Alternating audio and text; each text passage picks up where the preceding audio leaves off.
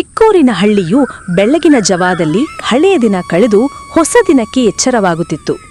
ಕೋಗಿಲೆಯ ಹಾಡು, ಮೇಕೆಗಳ ಮ್ಯಾ ಮ್ಯಾ ಶಬ್ದ, ಮನೆ ಮನೆಗೆ ಮೊಳೆಗುತ್ತಿರುವ ಹೂಮಾಲೆಯ ವಾಸನೆ ಎಲ್ಲವೂ ಒಂದು ಗ್ರಾಮೀಣ ಚಿತ್ರದ ರೀತಿ ತೋರಿಸುತ್ತಿತ್ತು. ಆದರೆ ಆ ಹಳ್ಳಿಯ ಅಂಚಿನಲ್ಲಿ ದೊಡ್ಡದಾದ ಒಂಟಿ ಮರ ಇತ್ತು. ಕಾಲ ಕಾಲಕ್ಕೆ ಬಣ್ಣ ಕಳೆದು ಹಳೆಯ ಮರವಾದರೂ ಭಯಾನಕ ರೂಪದಲ್ಲಿ ಕಾಣುತ್ತಿತ್ತು. ಮರದ ಬೇರುಗಳು ಹಿಡಿಮನೆಗಳ ನೆಲಕ್ಕೆ ಹೊಕ್ಕು ಬಯಲಿನೊಳಗೆ ಒಂದು ಕಪ್ಪು ಛಾಯೆ, ಅದು ಭಯದ ನೆಲೆಯಾಗಿ ಬಿಟ್ಟಿತ್ತು. ರಾತ್ರಿ ಹೊತ್ತು ಆ ಮರದ ಬಳಿ ಯಾರಾದರೂ ಹೋದರೆ ಕಿವಿಗೆ ಒಂದು ಸುದೀರ್ಘ ಓ ಓ ಎಂಬ ಕೂಗು ಕೇಳಿಬರುತ್ತಿತ್ತು. ಆ ಶಬ್ದ ಮನೆಯ ಒಳಗೆ ಕೂಡ ತಲುಪುತ್ತಿತ್ತು. ಹಳ್ಳಿ ಜನರು ಅದನ್ನು ಮರದ ಹೆಣ್ಣು ಹೆಡೆ ಎಂದು ಕರೆದಿದ್ದರು. ಮರದ ಕೊಂಬೆಗಳಲ್ಲಿ ಚೆಂದದ ಹಣ್ಣುಗಳು ಬೆಳೆದಂತೆ ಕಂಡರೂ ಬೆಳಿಗ್ಗೆ ಮರದ ಬಳಿ ಹೋದರೆ ಹಣ್ಣುಗಳು ಅದೃಶ್ಯ ಆಗುತ್ತವೆ. ಮಕ್ಕಳು ಆಟಕ್ಕೆ ಹೋದರೆ ದಾರಿ ತಪ್ಪುತ್ತಾರೆ. ಹಸು ಮೇಕೆ ಕರುಗಳು ಮರದ ಬಳಿ ಹೋದರೆ ಕಾಹಿಲೆಗೆ ಇಡಗುತ್ತಿದ್ದವು. ಅದರಿಂದ ಆ ಮರವಿನ ಹತ್ತಿರ ಯಾರೂ ಹೋಗದಂತೆ ಹಿರಿಯರು ಹಳ್ಳಿಯಲ್ಲಿ ಎಚ್ಚರಿಕೆ ಕೊಟ್ಟಿದ್ದರು. ಆ ದಿನ ಅಮ್ಮನ ಹಬ್ಬದ ಬಾಡೂಟಕ್ಕೆ ಹೋಗಬೇಕಿತ್ತು. ಹಳ್ಳಿಯ ಎಲ್ಲಾ ಮನೆಗಳಲ್ಲಿ ಮಾಂಸದ ಬಾಡೂಟ ತಯಾರಾಗುತ್ತಿತ್ತು. ಅಮ್ಮನ ಹಬ್ಬ ಅಂದರೆ ಹಳ್ಳಿಯ ಹೆಣ್ಣು ಮಕ್ಕಳ ಹಬ್ಬ.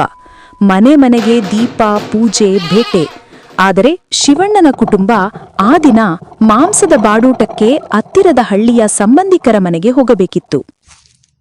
ಬೆಳಗ್ಗೆ ಏಳುವ ಸಮಯಕ್ಕೆ ಶಿವಣ್ಣ ತನ್ನ ತಾಯಿ ಮಂಗಳಮ್ಮನನ್ನು ಹೊರಡಾಡಲು ಹೇಳಿ ಎತ್ತಿನ ಗಾಡಿ ಸಿದ್ಧಪಡಿಸಿದನು.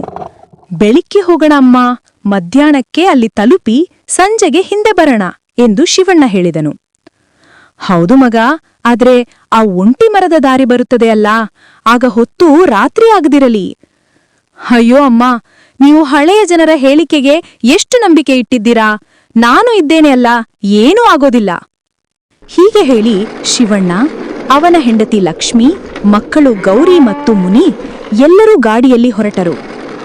ದಾರಿ ಮಾರ್ಗದಲ್ಲಿ ಮಣ್ಣಿನ ಮೇಲೆ ಎತ್ತಿನ ಗುರುತುಗಳು, ಕಾಡಿನ ಹಕ್ಕಿಗಳ ಹಾಡು, ಮಳೆ ಬರುವ ನೀಲ ಆಕಾಶ ಎಲ್ಲವೂ ಶಾಂತವಾಗಿದ್ದಲು. ಮಧ್ಯಾಹ್ನಕ್ಕೆ ಅವರು ಸಂಬಂಧಿಕರ ಮನೆಗೆ ತಲುಪಿದರು. ಮಾಂಸದ ಬಾಡೂಟ ಸಿದ್ಧವಾಗಿತ್ತು. ಮುದ್ದೆ, ರುಚಿಕರ ಮಸಾಲೆ ಭರಿತ ಮಾಂಸದ ತುಂಡುಗಳು. ಹತ್ತಿರದ ಹೆಣ್ಣು ಮಕ್ಕಳು ಹಾಡು ಹೇಳುತ್ತಾ ಅಮ್ಮನ ಪೂಜೆ ಮಾಡುತ್ತಿದ್ದರು. ಸಂಬಂಧಿಕರೆಲ್ಲ ಮಾಂಸದ ಬಾಡೂಟ ಸವಿದರು. ಆದರೆ ಸಂಜೆ ಹೊತ್ತಿಗೆ ಮೋಡಗಳು ದಟ್ಟವಾಗತೊಡಗಿದವು. ಮಳೆ ಬೀಳಲು ಆರಂಭಿಸಿತು. ಹಿರಿಯರು ಎಚ್ಚರಿಸಿದರು. ಏನಾದರೂ ಆಗಲಿ ಶಿವಣ್ಣ, ಇಂದು ಹೋಗಬೇಡರಿ, ಮಳೆ ಬಿಡದೆ ರಾತ್ರಿ ಆಗುತ್ತಿದೆ, ನಾಳೆ ಬೆಳಗ್ಗೆ ಹೋಗಿ. ಆದರೆ ಶಿವಣ್ಣ ಹಠ ಹಿಡಿದನು. ಮಕ್ಕಳಿಗೆ ರಾತ್ರಿ ಮನೆಯಾಗಿರೋದಕ್ಕೆ ಇಷ್ಟ ಇಲ್ಲ ಅಮ್ಮ, ನಾಳೆ ನಮಗೆ ಕೆಲಸ ಇದೆ, ನಾವು ಹೋಗ್ತೀವಿ. ಹೀಗೆ ಹೇಳಿ ಅವರು ಮಳೆಯ ಮಧ್ಯೆ ಹೊರಟರು. ಮಳೆ ಹೆಚ್ಚಾಯಿತು, ರಸ್ತೆ ಹಾಳಾಗಿತ್ತು.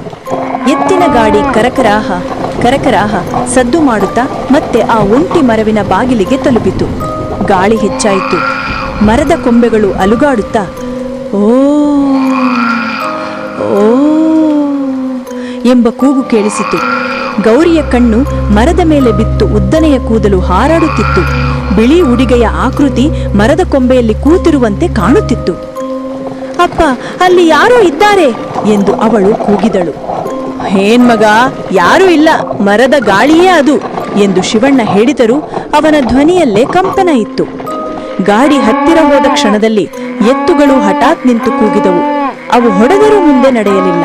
ಮಳೆ ಕಡಿಮೆಯಾದರೂ ಮರದ ಮೇಲಿನ ಕೂಗು ಹೆಚ್ಚಾಗುತ್ತಿತ್ತು.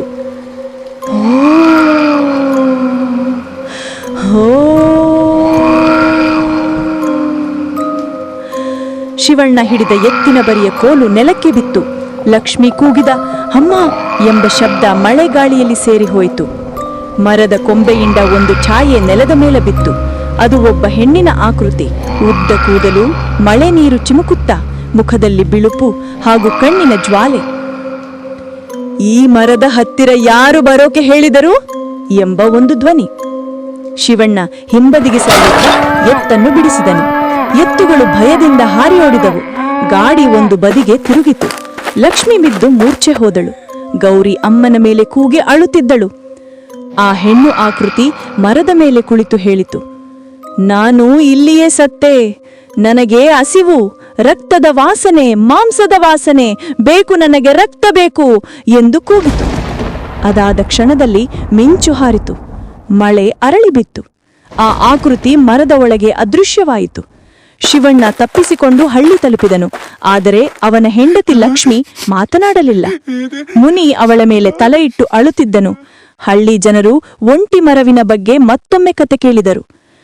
ಆ ಮರವಿನ ಹಳೆಯ ಕಾಲದಲ್ಲಿ ಒಬ್ಬ ಹೆಣ್ಣನ್ನು, ರಾಜಕುಮಾರಿಯನ್ನು ಅನ್ಯಾಯವಾಗಿ ಹತ್ಯೆ ಮಾಡಲಾಗಿತ್ತು. ಆಕೆ ಪ್ರತಿ ಅಮ್ಮನ ಹಬ್ಬದಂದು ಬರುತ್ತಾಳೆ. ಯಾರು ಆ ದಿನ ಆ ಮಾರ್ಗದಿಂದ ಹೋಗುತ್ತಾರೋ ಅವರಿಗೆ ಕಷ್ಟ ಕೊಡುತ್ತಾಳೆ. ಆ ರಾತ್ರಿ ಶಿವಣ್ಣನ ಮನೆಗೆ ದೀಪ ಆರಿಸಲಾಯಿತು. ಮಳೆ ನಿಂತಿತ್ತು. ಆದರೆ ದೂರದಲ್ಲಿ ಮತ್ತೊಮ್ಮೆ ಆ ಕೂಗು ಕೇಳಿಸಿತು. ಮಳೆ ಬಂದು ಹೋದ ರಾತ್ರಿ ಹಳ್ಳಿಯ ಮೇಲೆ ಒಂದು ವಿಚಿತ್ರ ಮೌನ ಆವರಿಸಿತ್ತು. ಹಳ್ಳಿಯ ಮನೆಗಳಲ್ಲಿ ದೀಪಗಳು ಆರಿಸಲಾಗಿತ್ತು. ಎಲ್ಲರೂ ಶಿವಣ್ಣನ ಮನೆಯಲ್ಲಿ ನಡೆದ ಘಟನೆ ಕುರಿತು ಕೇಳಿದರು. ಶಿವಣ್ಣನ ಮನೆಯ ಮುಂದೆ ಜನ ಸೇರಿದ್ದರು. ಮಂಜುನಾಥ ಗೌಡ, ರಂಗಪ್ಪ, ಹಿರೇಮಹಾದೇವಯ್ಯ ಮತ್ತು ಎಲ್ಲ ಹಿರಿಯರು. ಮೇಲಿನ ಮಂಚದ ಮೇಲೆ ಲಕ್ಷ್ಮಿಯ ದೇಹ ಶಾಂತವಾಗಿ ಬಿದ್ದಿತ್ತು. ಅವಳ ಮುಖದಲ್ಲಿ ಭಯದ ಗುರುತು ಮಾತ್ರ ಉಳಿದಿತ್ತು.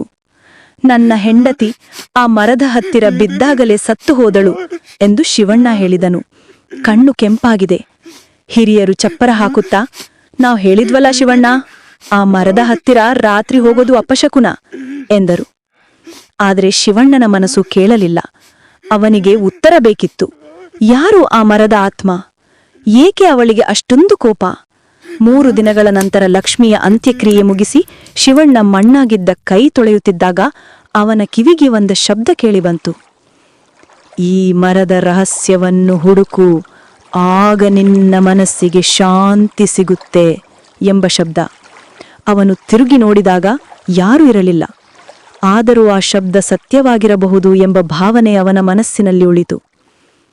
ಮರುದಿನ ಬೆಳಿಗ್ಗೆ ಅವನು ಹಳ್ಳಿಯ ಹಿರಿಯ ಜ್ಯೋತಿಷ್ಯ ದಾಸಯ್ಯ ಮನೆಗೆ ಹೋದನು. ದಾಸಯ್ಯ ವಯಸ್ಸಾದ ಹಾಳೆಯ ಮನುಷ್ಯ. ಹಳ್ಳಿಯ ಎಲ್ಲ ಪುರಾಣಗಳು ಅವನ ಬಾಯಲ್ಲಿ ಜೀವಿಸುತ್ತಿದ್ದವು. ದಾಸಯ್ಯ, ಆ ಒಂಟಿ ಮರದ ಕಥೆಯೇನು ಹೇಳು ಎಂದು ಶಿವಣ್ಣ ಕೇಳಿದನು. ದಾಸಯ್ಯ ನಿಟ್ಟುಸಿರು ಬಿಡುತ್ತಾ, ನೀನು ಕೇಳಬಾರದ ಮಾತು ಕೇಳಿದ್ದೀಯಾ ಮಗ, ಆದ್ರೆ ಹೇಳದೆ ಹೋದರೆ ನನ್ನ ಮನಸ್ಸು ಕೇಳುವುದಿಲ್ಲ, ಕೇಳು ಎಂದನು. ಸುಮಾರು ವರ್ಷಗಳ ಹಿಂದೆ ರಾಜನಾಗಿದ್ದ ಚತುರ್ಭುಜ ಎಂಬ ರಾಜನ ಮರಣದ ನಂತರ ಮಗಳಾದ ರುಕ್ಮಿಣೀ ದೇವಿ ಎಂಬ ಮಹಿಳೆ ಚಿಕ್ಕ ವಯಸ್ಸಿನಲ್ಲೇ ತನ್ನ ತಂದೆಯನ್ನು ಕಳೆದುಕೊಂಡು ಅಸ್ತನಾದ ರಾಣಿಯಾಗಿದ್ದಳು. ಅವಳು ತುಂಬಾ ಸೌಂದರ್ಯವಂತೆ, ಅಲ್ಲದೆ ತಾಂತ್ರಿಕ ವಿದ್ಯಾಭ್ಯಾಸವನ್ನೂ ಮಾಡುತ್ತಿದ್ದಳು. ಸಕಲ ವಿದ್ಯೆಗಳಲ್ಲಿ ಪಾರಂಗತೆ ಹೊಂದಿದ್ದಳು. ಕಷ್ಟ ಎಂದು ಬಂದವರಿಗೆ ಸಹಾಯ ಮಾಡದೆ ಹಿಂದೆ ಕಳಿಸುವಳಲ್ಲ. ತನ್ನ ಸೈನಿಕರನ್ನು ಬಳಸದೆ ಒಬ್ಬಂಟಿಯಾಗಿ ಮಾರುವೇಷದಲ್ಲಿ ಜನರ ಕಷ್ಟಗಳನ್ನು ತಿಳಿದುಕೊಳ್ಳುವುದು ಅವಳ ಹವ್ಯಾಸವಾಗಿತ್ತು. ಒಂದು ದಿನ ಮಾರುವೇಷದಲ್ಲಿ ತನ್ನ ಸಾಮ್ರಾಜ್ಯದ ಸುತ್ತಲೂ ಪ್ರಯಾಣ ಬೆಳೆಸುತ್ತಿರುವಾಗ ಆ ಹಳ್ಳಿಯ ಅಂಚಿನಲ್ಲಿ ಮರದ ಬಳಿ ಬಂದ ದರೋಡೆಕೋರರ ಗುಂಪು ಚಿನ್ನದ ಆಸೆಗಾಗಿ ರಾಜ್ಯದ ರಾಜಕುಮಾರಿ ಎಂದು ತಿಳಿಯದೆ ಅವಳನ್ನು ಕೊಂದರು.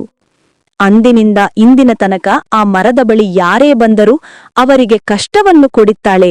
ಅವಳ ಪ್ರಾಣ ಹೋಗುವ ಮುನ್ನ ಆಕೆ ಶಪಿಸಿದಳು ಎಂದು ಹೇಳಿದನು. ಈ ಮರದ ಹತ್ತಿರ ಯಾರೇ ಬಂದರೂ ಅವರಿಗೆ ಶಾಂತಿ ಸಿಗೋದಿಲ್ಲ. ಅಂದಿನದಿಂದ ಆ ಮರ ಕತ್ತಲೆಯ ಮನೆಯಾಗಿದೆ. ದಾಸಯ್ಯನ ಹೇಳಿಕೆಯನ್ನು ಕೇಳಿದ ಶಿವಣ್ಣ ಕಣ್ಣು ಕೆಂಪಾದವು. ಈಗ ನಾನು ಏನು ಮಾಡಬೇಕು? ಆ ಆತ್ಮಕ್ಕೆ ಶಾಂತಿ ಕೊಡಬೇಕಾದರೆ? ಅಗೋ ನೋಡು, ಇದೇ ದಾರಿಯಲ್ಲಿ ಒಂದು ದಿನ ಪ್ರಯಾಣ ಬೆಳೆಸಿದರೆ ಕಾಡಿನ ಅಂಚಿನಲ್ಲಿ ಒಂದು ಬೆಟ್ಟ ಸಿಗುತ್ತದೆ. ಅದೇ ಮೂಡಲಗುಡ್ಡ. ಆ ಸ್ಥಳದಲ್ಲಿ ದುಷ್ಟಶಕ್ತಿಗಳ ನಿರ್ವಹಣೆ ಎಂದೇ ಜಡೇಮುನಿ ಎಂಬ ಒಬ್ಬ ಮಾಂತ್ರಿಕನಿದ್ದಾನೆ. ಈ ದೆವ್ವದ ಕಾಟದ ನಿವಾರಣೆಗೆ ಆತನೇ ಸಾಟಿ. ಅವರು ಕಾಳಿ, ಕಮಲಾತ್ಮಿಕ, ಧೂಮಾವತಿ, ಬಗಳಮುಖಿ ಇನ್ನೂ ಹೆಚ್ಚಿನ ತಾಂತ್ರಿಕ ವಿದ್ಯೆಗಳನ್ನು ಹೊಂದಿದ್ದಾರೆ. ನೀನು ಅವರ ಬಳಿ ಹೋಗು, ನಿನ್ನ ಸಮಸ್ಯೆಗೆ ಪರಿಹಾರ ಸಿಗುತ್ತದೆ ಎಂದು ದಾಸಯ್ಯ ಹೇಳಿದನು. ಹೇಳಿದ ಹಾಗೆ ಶಿವಣ್ಣನು ಕಾಡಿನೊಳಗೆ ಒಂದು ದಿನ ಪ್ರಯಾಣದ ನಂತರ ಒಂದು ಬೆಟ್ಟ ಸಿಕ್ಕಿತು.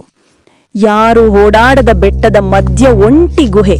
ಗುಹೆಯ ಒಳಗೆ ಹೋಗುತ್ತಿದ್ದಂತೆ ಒಬ್ಬ ಮಾಂತ್ರಿಕನು ಹೋಮಕುಂಡ ಮುಂದೆ ಕುಳಿತು ಸುತ್ತಲೂ ತಲೆಯ ಬುರುಡೆಗಳು ಹೋಮದ ಬೆಂಕಿಯಲ್ಲಿ ಕೋಳಿಯನ್ನು ಕೊಯ್ದು ಓಂ ಕಾಳಿ ಮಾಯೇ ನಮಃ, ಓಂ ರಕ್ತ ಸಮರ್ಪಣಂ ಸ್ವೀಕರಿಸೆ ದೇವಿ, ಓಂ ಕ್ರಾಂ ಕ್ರೀಂ ಕ್ರೌಂ ಕಾಳಿ ನಮಃ.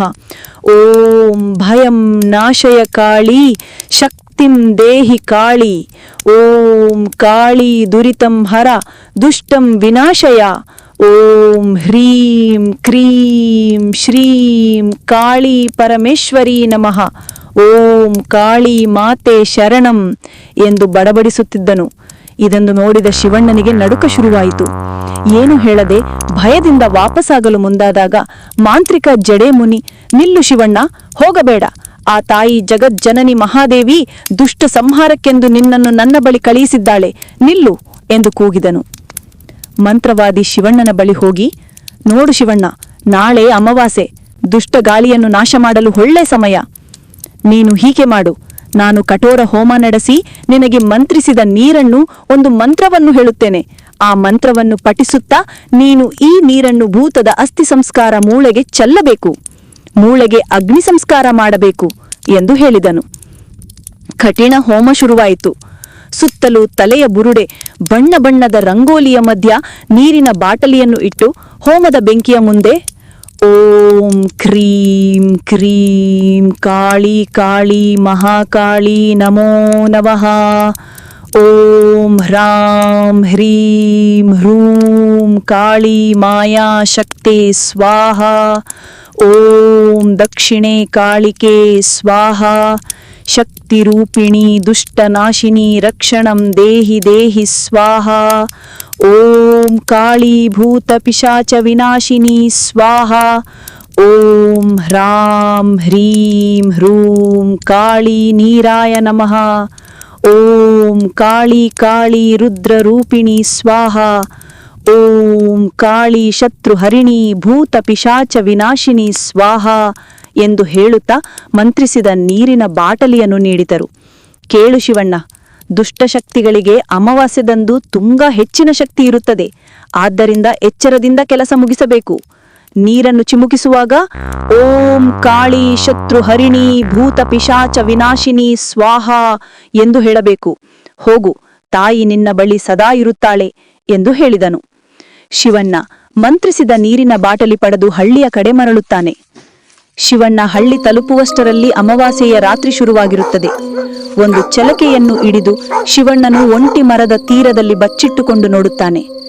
ಆ ಹೆಣ್ಣು ಭೂತವು ಪ್ರತಿನಿತ್ಯದಂತೆ ಹಳ್ಳಿಯ ಸುತ್ತಡಲು ಹೊರಟಿತು. ಶಿವಣ್ಣನು ಮರದ ಬಳಿ ಹೋಗಿ ನಿಧಾನವಾಗಿ ನೆಲ ತೋಡಲು ಆರಂಭಿಸಿದನು.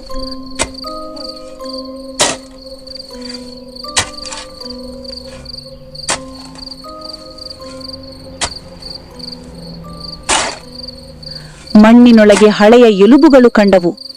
ಶಿವಣ್ಣ ಮಂತ್ರಿಸಿದ ನೀರು ಚಿಮುಕಿಸಿ ಓಂ ಕಾಳಿ ಶತ್ರುಹರಿಣಿ ಭೂತ ಪಿಶಾಚ ವಿನಾಶಿನಿ ಸ್ವಾಹ ಎಂದು ಹೇಳಿದನು. ತಕ್ಷಣ ಭೂತವು ಪ್ರತ್ಯಕ್ಷವಾಯಿತು. ಭೂತಕ್ಕೆ ಉಸಿರುಗಟ್ಟುವಂತಾಗುತ್ತಿತ್ತು. ಶಿವಣ್ಣ ಎಲುಗುಗಳಿಗೆ ಅಗ್ನಿದಹ ಮಾಡಿದನು. ಸಿಡಿಲು ಗುಡುಗಿನ ಮಿಂಚು ಹೊಡೆದಾಯಿತು. ಮರದ ಮೇಲೆ ಅಗ್ನಿ ಹೊತ್ತಾಯಿತು. ಭೂತದ ಆಕೃತಿ ನಿಧಾನವಾನಿ ಹೊಗೆಯಾಗಿ ಆಕಾಶಕ್ಕೆ ಹಾರಿತು.